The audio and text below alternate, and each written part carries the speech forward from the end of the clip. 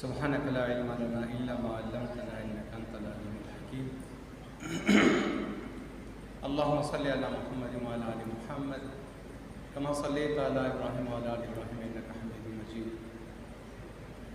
اللهم بارك على محمد وعلى آل محمد كما باركت على إبراهيم وعلى آل إبراهيم إنك حميد مجيد. صدر مجلس، علماء کرام، جامعہ کے محبین، معاونین، مخلصین، جامعہ کے طلباء کے سرپرست حضرات اور عزیز طلباء، السلام علیکم ورحمۃ اللہ وبرکاتہ. ہم اور آپ جامعہ عثمانیہ کی سالانہ تقریبی یوم سرپرستہ میں شریک ہیں. اللہ تبارک و تعالی ہماری آج کی یہ حاضری اور یہاں کو جو ہم نے وقت دیا ہے، اللہ پاک اس کو قبول فرمائے، اور اللہ تبارک و تعالی ہمارے اعمال صالحہ میں یہ بھی اللہ کرے قیامت کے دن ہمارے کام آئے. جامعہ عثمانیہ آج جس شکل میں ہے، ظاہر ہے کہ روز اول سے اس شکل میں نہیں تھا. یہ جامعہ عثمانیہ کا گلشن عمر کیمپس ہے، مرکزی کیمپس، جہاں آج سے 28 برس پہلے سن 1992 میں ایک چھوٹی سی مسجد اور اس کے ساتھ بنے ہوئے 4-5 کمروں میں اس جامعہ کا آغاز ہوا. الحمدللہ ثم الحمدللہ آج 28 برس کے بعد جامعہ پاکستان کے صف اول کے مدارس میں ہے. اللہ تبارک و تعالیٰ کا جتنا شکر ہم ادا کریں کم. الحمدللہ میں فخر کے طور پر نہیں، میں شکر کے طور پر یہ بات عرض کر رہا ہوں. آج الحمدللہ پورے ملک کے اندر جامعہ کے ایک نام. اس وقت جامعہ جو تعلیمی خدمات سر انجام دے رہا ہے، درس نظامی مکمل، درجہ اولیٰ سے لے کر دورہ حدیث تک، اور پھر اس کے بعد 2 سالہ تخصص کا کورس ہے، جس میں جامعہ کے فضلاء یا دوسرے مدارس کے فضلاء حضرت مفتی صاحب دامت برکاتہم العالیہ اور دوسرے مفتیان کرام کی نگرانی کے اندر فتویٰ نویسی کا کام سیکھتے ہیں. تخصص کا شعبہ بھی یہاں پر موجود ہے.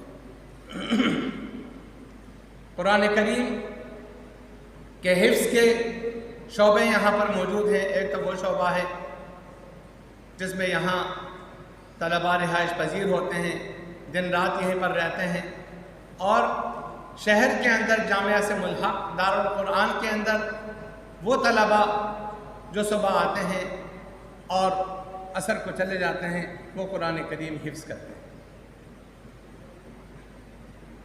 درس نظامی مکمل، اس کا ایک شعبہ بنات، گویا گرلز سیکشن، وہ بھی تقریباً 20 برس سے کام کر رہا ہے. اور الحمدللہ جس طرح آپ نے دیکھا سنا، جامعہ کا شعبہ بنین، بوائز سیکشن، وہ جس طرح ملک کے اندر اور وفاق المدارس العربیہ پاکستان کے اندر اس جامعہ کا نام روشن کر رہا ہے، جامعہ کے طلباء اس میں نمایاں پوزیشنیں ملکی سطح پر اور صوبائی سطح پر حاصل کر رہے ہیں. بالکل اسی طرح ہمارا شعبہ بنات بھی الحمدللہ وفاق المدارس کے اندر ملکی سطح پر اور صوبائی سطح پر نمایاں کامیابیاں حاصل کر رہا ہے. اس کے علاوہ 2007 میں یہاں عثمانیہ چلڈرن اکیڈمی کا آغاز کیا گیا، جس میں ہفتم پاس طلباء کو ہم لیتے ہیں. پشاور یونیورسٹی سے وہ طلباء یہاں پر ہشتم، نحم، زحم یہ کلاسیں پڑھتے اور اس کے بعد وہاں پر پشاور بورڈ سے وہ امتحان دیتے ہیں۔ الحمدللہ پشاور بورڈ میں ہمارے طلباء کی نمایاں پوزیشنیں آئی ہیں۔ اول، دوم، سوم پشاور بورڈ کی سطح پر ہمارے طلباء نے پوزیشنیں لی۔ 2015 میں ہم نے اس کے اندر توسیع کی، ایف اے تک کی کلاسیں شروع ہوئیں اور ایف اے میں بھی پشاور بورڈ کے اندر ہمارے طلباء نے الحمدللہ پوزیشنیں لی۔ گزشتہ سال، اب تک یہ سلسلہ آرٹس میں چل رہا تھا، گزشتہ سال جامعہ نے فیصلہ کیا اور جس طرح آرٹس کا شعبہ ہے اس طرح جامعہ کے اندر نحم اور دہم کی سائنس کی کلاسیں بھی شروع کرنے کا فیصلہ کر دیا گیا۔ اس وقت جامعہ کے اندر جس طرح نحم کی کلاس آرٹس کی ہے اسی طرح سائنس کی بھی ہے۔ اللہ تبارک و تعالیٰ اس کو بھی کامیابی کے ساتھ ہمکنار کرے۔ گزشتہ سال عثمانیہ پوسٹ گریجویٹ کالج منظور ہوا اس جامعہ کے اندر اور پشاور یونیورسٹی کے ساتھ اس کی افیلیشن ہوئی۔ یہاں بی ایس کی کلاسیں چل رہی ہیں اور بی ایس کا دوسرا بیچ اس کا آج افتتاح ہوا۔ حضرت سرپرست اعلیٰ صاحب نے اس کا افتتاح فرمایا۔ بی ایس بھی یہاں پر شروع کر دیا گیا ہے۔ فی الحال تو وہ صرف اسلامک اسٹڈیز میں چل رہا ہے۔ انشاءاللہ بہت جلد ہم اللہ تبارک و تعالیٰ کی ذات سے امید کرتے ہیں یہ شعبہ بھی ترقی کرے گا۔ ہم اپنے طلباء کو جس طرح اسلامک اسٹڈیز میں بی ایس کرا رہے ہیں وہ دن بھی دور نہیں، انشاءاللہ ہم انگلش میں بھی اپنے طلباء کو، پولیٹیکل سائنس میں اور اسی طرح دوسرے مضامین میں بھی یہاں کے طلباء پشاور یونیورسٹی سے بی ایس کیا کریں۔ یہ اختصار کے ساتھ میں نے اس جامعہ کے اندر جو چلنے والے شعبے ہیں ان کا تذکرہ آپ کے سامنے کیا ہے۔ یہ ایک مدرسہ ہے اور اس طرح کے مدرسے پاکستان کے اندر ہزاروں۔ ٹھیک ہے، ان کی خدمات کے ادارے کچھ کے محدود ہوں گے، کچھ سے زیادہ ہوں گے، کچھ میں صرف شعبہ حفظ چل رہا ہے، کچھ کے اندر ابتدائی درجات ہیں، کچھ صرف شعبہ بنات چلا رہے ہیں، کچھ وہ مدارس ہیں جس میں صرف درس نظامی ہے، کچھ وہ بھی ہیں جن کے اندر درس نظامی کے ساتھ ساتھ عصری علوم بھی پڑھانے کا تجربہ ہو رہا ہے۔ لیکن یہ مدرسہ جو ملک کی، قوم کی اور سب سے پہلے دین کی، قرآن کی، حدیث کی، علوم اسلامیہ کی خدمت کر رہا ہے، آج یہ مدرسہ پوری دنیا کے اندر سب سے زیادہ موضوع بحث ہے۔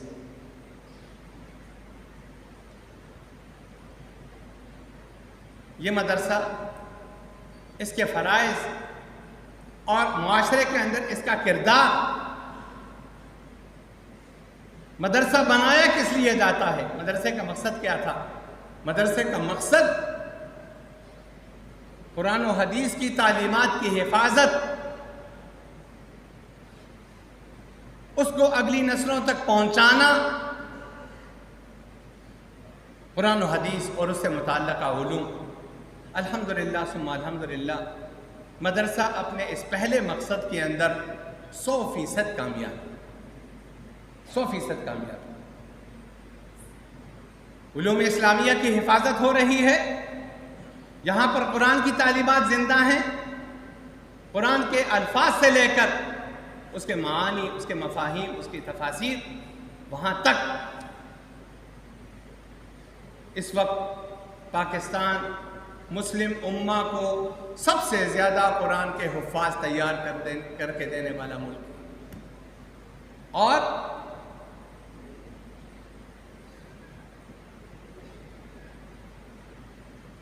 اس کو انعام دیا گیا ہے، وفاق المدارس العربیہ پاکستان کو انعام دیا گیا ہے۔ پورے عالم اسلام کے اندر، مسلمان ملکوں کے اندر سروے ہوا اور پھر سروے کے بعد یہ معلوم ہوا کہ سب سے زیادہ حفاظ پاکستان میں تیار ہوتے ہیں اور وفاق المدارس سے ملحقہ مدارس میں تیار ہوتے ہیں، تو مکہ مکرمہ کے اندر ایک بہت بڑی مجلس کے اندر وفاق المدارس کے ذمہ داروں کو اس انعام سے نوازا گیا۔ گویا اس وقت پاکستان کے مدارس دنیا کو، پوری مسلم امہ کو جو قرآن کریم کے حفاظ تیار کر کے دے رہے ہیں، وہ پوری دنیا کے اندر سب سے ایک امتیاز ہے۔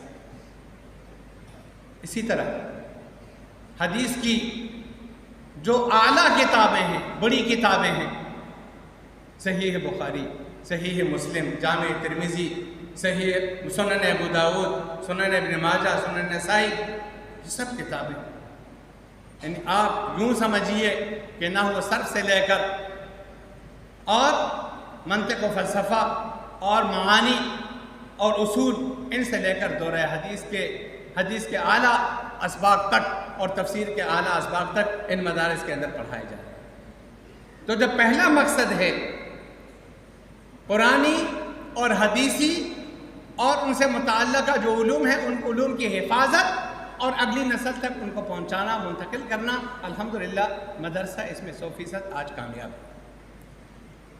دوسرا مقصد جو مدرسے کا تھا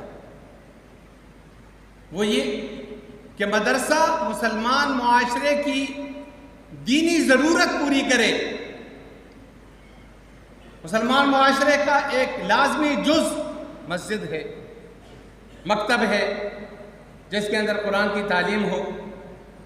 وہ مفتیان کرام ہیں جن سے روزمرہ پیش آنے والے مسائل کا حل پوچھا جائے۔ الحمدللہ اس مقصد میں مدرسہ کامیاب ہے، اس لیے کہ کوئی ایسی مسجد پورے ملک کے اندر کہیں بھی آپ کو نہیں ملے گی کہ جی ہم نے مسجد تو بنائی ہے لیکن ہمیں کوئی امام، کوئی خطیب، کوئی عالم فاضل نہیں مل رہا جس کو ہم مدرسے کا امام مقرر کر دیں، خطیب مقرر کر دیں، وہ ہمیں قرآن کریم کا درس دے، وہ ہمیں حدیث کا درس دے۔ ہماری مسجد کے اندر جو مکتب ہے قرآن کا، اس میں بچوں کو قاعدہ پڑھائے، قرآن پڑھائے، ناظرہ پڑھائے، لیکن ہمیں اس طرح کا کوئی امام نہیں مل رہا، کوئی خطیب نہیں مل رہا۔ پورے پاکستان میں اس طرح کی کوئی ایک شکایت بھی آپ کو نہیں ملے گی۔ مدرسہ اپنے اس مقصد میں بھی کامیاب ہے۔ مدرسے کے قیام کا ایک تیسرا مقصد وہ یہ ہے کہ جو اسلامی عقائد ہیں، جو اسلامی نظریات ہیں، جن پر ہمارے دین کی بنیاد ہے، ان کی حفاظت۔ الحمدللہ توحید، رسالت، ختم نبوت، چاہے صحابہ کرام کا مسئلہ ہو، ان کی ذات کا، ان کے مقام کا، یا کوئی بھی عقیدے کی بات، چاہے وہ پارلیمنٹ میں اٹھے، چاہے کوئی بدبخت اسلام کے کسی عقیدے پر حملہ کرے، سب سے پہلے مدرسے کا فاضل، مدرسے کا مولوی وہ آواز اٹھاتا ہے کہ یہ اسلامی عقیدہ ہے اور اس پر ہم کوئی آنچ نہیں آنے دیں گے، اس پر کوئی زد نہیں آنے دیں گے۔ الحمدللہ وہ جو کوشش کرنے والے ہوتے ہیں اسلامی عقائد پر حملے کرنے والے، وہ ناکام ہو جاتے ہیں، وہ واپس لوٹتے ہیں۔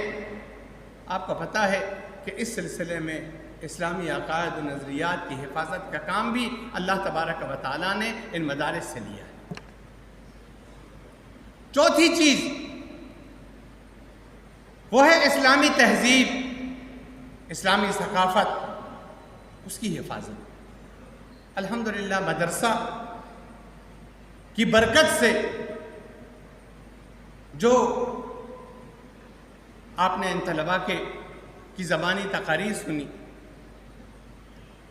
باہمی حقوق کیا ہیں، اسلام ہمیں کس چیز کی تعلیم دیتا ہے، ہم معاشرہ اپنا کس طرح رکھیں گے، ہم اپنا رہن سہن کس طرح رکھیں گے، ہماری غمی خوشی میں کیا ہونا چاہیے، ہمارا طرز زندگی کیا ہونا چاہیے، ہمارا لباس کس طرح کا ہونا چاہیے، ہماری وضاقتہ کس طرح کی ہونی چاہیے، کون سی چیز مسلمان کی پہچان ہے، اس چیز کو بھی مدرسے نے الحمدللہ آج تک زندہ رکھا۔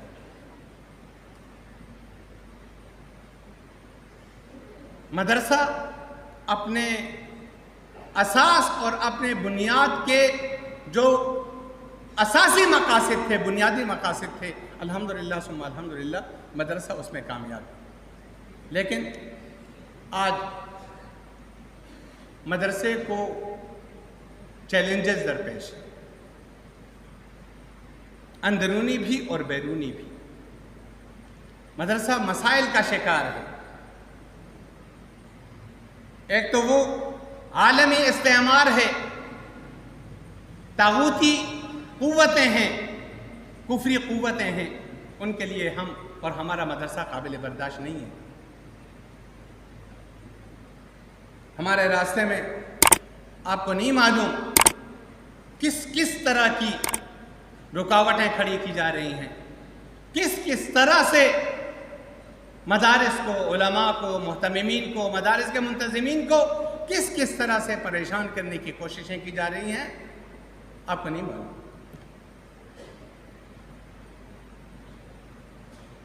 آپ کو شاید اس بات کا پتہ ہوگا کہ اگر IMF یا ورلڈ بینک یا دوسرے عالمی مالیاتی ادارے وہ اگر پاکستان کو آج کوئی قرضہ دیتے ہیں، کوئی امداد کرتے ہیں، تو اس میں ساتھ یہ بھی ہوتا ہے کہ مولوی کے ساتھ تم کیا کرو گے، مدرسے کے بارے میں تمہیں کیا کرنا ہوگا، مدرسے کے نظام اور نصاب سے متعلق تمہیں کیا کرنا ہوگا۔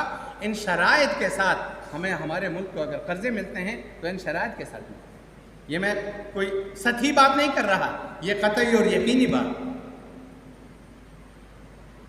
اور یہ باتیں بعض اوقات میڈیا پر بھی آتی ہیں، اخبارات میں بھی آتی ہیں، اور ہم نے بڑے بڑے اجلاسوں کے اندر خود جو حکومتی ارکان ہیں، جو وزراء ہیں، ان سے ہم نے یہ باتیں سنی ہیں کہ ہمارے پاس کا بن گیا، آپ کو ہم دیں گے، قرضہ دیں گے، آپ کو امداد دیں گے، لیکن آپ کو مدرسے کے ساتھ کیا کرنا ہوگا، اس طرح کی چیزیں۔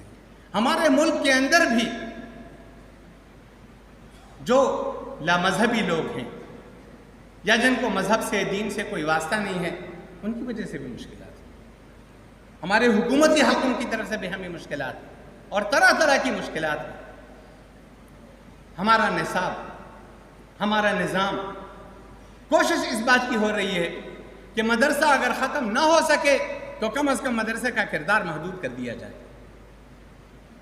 اس کے نصاب کو اس حالت میں نہ رہنے دیا جائے، اس کے نظام کو اس طرح نہ رہنے دیا جائے، اس سے اس طرح کے دینی تسلط رکھنے والے لوگ، دین کے اندر قوت اور طاقتور لوگ، اس طرح کے لوگ پیدا نہ ہوں۔ نصاب کے اندر اس طرح کی کچھ چیزیں پیدا کی جائیں کہ مدرسے سے پڑھا ہوا آدمی آدھا تیتر آدھا بٹیر بنا رہے، نہ وہ مولوی ہو، نہ وہ مسٹر ہو، اور دنیا کے اندر وہ کسی کام کا نہ رہے۔ اس طرح کی کوششیں مدارس کے بارے میں کی جا رہی ہے۔ میڈیا ہے، آپ کو پتہ ہے مدارس اور مولوی کی کتنی کردار کشی کی جا رہی ہے، کس طرح کی مکروہ تصویر میڈیا دنیا کے سامنے پیش کر رہا ہے، مدرسے کے بارے میں کیا پروپیگنڈا نہیں ہے جو میڈیا نہیں کر رہا، آپ کو یہ سب معلوم ہے۔ اور کوشش اس بات کی ہو رہی ہے، میں نے عرض کیا کہ مدرسہ اول تو ختم کر دیا جائے، اور مدرسے کو ختم نہ کیا جائے تو مدرسہ موجودہ کیفیت اور موجودہ حال میں نہ رہے، اور اس کی خدمات اس طرح کی نہ رہے۔ اس بات کی کوششیں بھرپور طریقے سے کی جا رہی ہیں۔ ہمارے اوپر کتنا دباؤ ہے، میں اس کی تفصیلات یہاں پر آپ کے سامنے نہیں رکھ سکتا، لیکن اس سب کے باوجود مدرسہ الحمدللہ آج بھی ان تمام چیلنجز کا مقابلہ کرنے کے لیے کھڑا ہے۔ مولوی آج بھی کھڑا ہے، استقامت کے ساتھ کھڑا ہے۔ گزشتہ 20-25 برس سے علماء کی، داڑھی پگڑی والوں کی، اور مدرسے کے طلباء کی اور علماء کی جو کردار کشی کی گئی، مدرسہ اور مدرسے کا مولوی الحمدللہ آج بھی پوری استقامت کے ساتھ ان تمام آندھیوں کا، ان تمام طوفانوں کا مقابلہ کر رہا ہے، لیکن اپنے موقف سے 1 انچ پیچھے ہٹنے کو تیار نہیں ہے اور نہ ہوا ہے۔ مدرسہ آج بھی اپنا کردار ادا کر رہا ہے، مولوی آج بھی اس معاشرے کے اندر اپنا کردار ادا کر رہا ہے، اور بالکل زندہ کردار ادا کر رہا ہے۔ اس نے پسپائی اختیار نہیں کی، وہ شکست خوردہ نہیں ہے، نہ مولوی کے عزم اور ارادے کے اندر کوئی فرق ہے۔ ہم الحمدللہ اپنی جگہ کھڑے ہیں۔ میں صرف ایک بات آپ سے عرض کرنا چاہتا ہوں کہ اس تمام تر صورتحال کے اندر جو ہمارا معاشرہ ہے، مسلمان معاشرہ، اس کے کیا فرض بنتا ہے؟ میں آپ سے ایک درخواست کرتا ہوں. آپ نے تو مدرسہ، کچھ لوگ وہ ہیں جو بہت قریب سے مدرسے کو جانتے ہیں، وہ مدرسے کے لوگ نہیں ہیں لیکن وہ مدرسے کے ساتھ قریبی تعلق رکھتے ہیں، وہ مدرسے کی تمام تفاصیل اور اس کی جزیات تک سے واقف ہیں، مدرسے کی خدمات سے واقف ہیں. وہ تو ہیں ہی. جو لوگ پہلی مرتبہ آئے ہیں، میں ان سے درخواست کرتا ہوں کہ آپ بار بار مدرسوں میں آئیں، جامعہ عثمانیہ میں آئیں، دوسرے مدارس میں جائیں، اور مدارس کی جو صحیح صورتحال ہے اس کو جاننے کی کوشش کریں. مدرسے کی خدمات کیا ہیں اس کو جاننے کی کوشش کریں. مدرسے کے حالات کیا ہیں ان کو جاننے کی کوشش کریں. مدرسے کی مشکلات کیا ہیں اس کو جاننے کی کوشش کریں. ایک تو میری درخواست آپ سے یہ ہے کہ آپ ہمارے سفیر بنیں. جہاں مدرسے کا تذکرہ ہو، اگر آپ نے مدرسے کے اندر کوئی خیر دیکھا ہے تو آپ کا یہ دینی اور ملی اور قومی فریضہ بنتا ہے کہ آپ مدرسے کے صحیح صورتحال لوگوں کو بتائیں کہ مدرسے کی جو تصویر جو میڈیا نے پیش کی ہے، مدرسے کی تصویر جو حکومتی حلقے پیش کر رہے ہیں، مدرسہ یہ نہیں ہے، مدرسہ اس کے علاوہ کچھ اور. اور مدرسہ ایک تعلیمی ادارہ ہے جو اس ملک کے اندر شہر خواندگی کے اندر اضافہ کر رہا ہے، جو مسلم معاشرے کی بڑی ضروریات پوری کر رہا ہے، اور جس نے قرآن اور حدیث کی تعلیمات کو سینے سے نہیں لگا رکھا بلکہ اس کو پوری دنیا کے اندر پھیلا رہا ہے. مدرسہ تو یہ کام کر رہا ہے، اور اس کے ساتھ ساتھ مدرسہ اس کام میں بھی جو حکومت کا فرض ہے، جو علوم عصریہ ہیں، مدرسے نے آج وہاں پر بھی کردار ادا کرنا شروع کر دیا ہے، اور انشاءاللہ مدرسہ اس میں بھی اپنی کامیابی دکھائے گا انشاءاللہ العزیز. میری دوسری درخواست آپ سے یہ ہے کہ مدرسے کو بہت زیادہ محدود کرنے کی کوشش کی جا رہی ہے، اور ہر طرح سے اس کے گرد حصار تنگ کرنے کی کوشش کی جا رہی ہے، اور اس بات کی کوشش کی جا رہی ہے کہ مدرسہ پلے پھولے نہ، مدرسے کو مالی مشکلات پیش آئیں.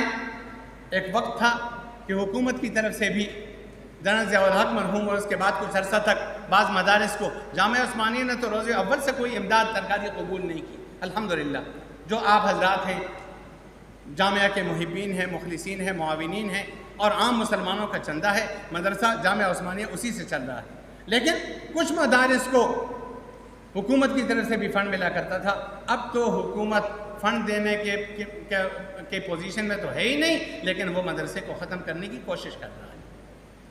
اور اس کے لیے میں آپ کو ایک مثال دیتا ہوں. ایک مثال ابھی تازہ، یعنی 2-4 دنوں کی جو مثال ہے کہ بعض بینکوں نے اسٹیٹ بینک کی ہدایات پر مدرسے کے اکاؤنٹس ختم کرنے کی کوشش کی، اور وہ چونکہ قانونی طور پر وہ اس طرح ختم نہیں کر سکتے، ہم سے آ کے درخواست کرتے ہیں، مدرسوں میں جاتے ہیں اور محتممین حضرات سے کہتے ہیں کہ ہمارے ہاں جو آپ کا اکاؤنٹ ہے وہ آپ مدرسے کا اکاؤنٹ ختم کریں. آپ اپنے ذاتی اکاؤنٹ میں پیسے رکھیں. ذاتی اکاؤنٹ میں کیوں رکھیں؟ مدرسے کے نام پر کیوں نہ رکھیں؟ 30-40 سال کے اکاؤنٹ ہیں، 25-25 30 سال کے اکاؤنٹ کیوں ختم کریں؟ دوسرے لوگوں کے پاس تو منتیں کرتے ہیں جا کر، آپ ہمارے ہاں اپنا اکاؤنٹ کھولیں. مدرسے کے بارے میں کہا جا رہا ہے کہ مدرسہ ہمارے ہاں سے اکاؤنٹ ختم کریں. اس طرح کی کوششیں کی جا رہی ہیں. تو اس صورتحال کے اندر میں آپ سے گزارش یہ کروں گا، آپ کا مدرسے کے ساتھ تعلق ہے، ربط ہے، مدرسوں کے ساتھ آپ کا تعاون ہے. میری درخواست یہ ہے کہ اس صورتحال کے اندر آپ کے مزید تعاون کی ضرورت ہے،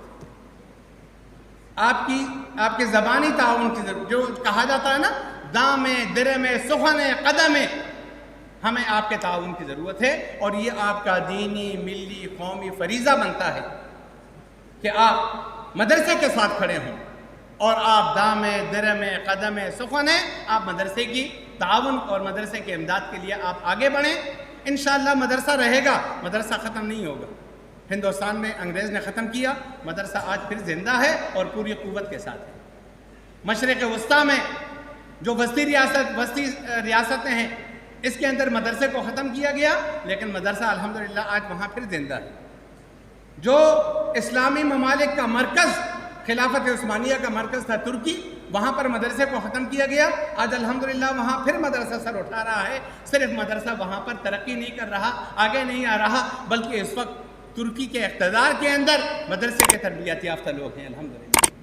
مدرسے کو ختم نہیں کیا جا سکتا، لوگ اپنی عاقبت خراب کر رہے ہیں، لیکن ہماری اور آپ کی ذمہ داری، ہم تو کھڑے ہیں میدان پر انشاءاللہ، میدان میں مدرسہ، مولوی، محتمم، اس کے اعوان و انصار وہ تو کھڑے ہیں، لیکن ہمیں آپ کے ہر طرح کی تعاون کی ضرورت ہے، اور یہ آپ کا قومی، ملی اور دینی فریضہ ہے۔ میں پھر عرض کر رہا ہوں، یہ آپ کا قومی، ملی اور دینی فریضہ ہے۔ اللہ تبارک و تعالیٰ کے ہاں انشاءاللہ سرخرو ہوں گے۔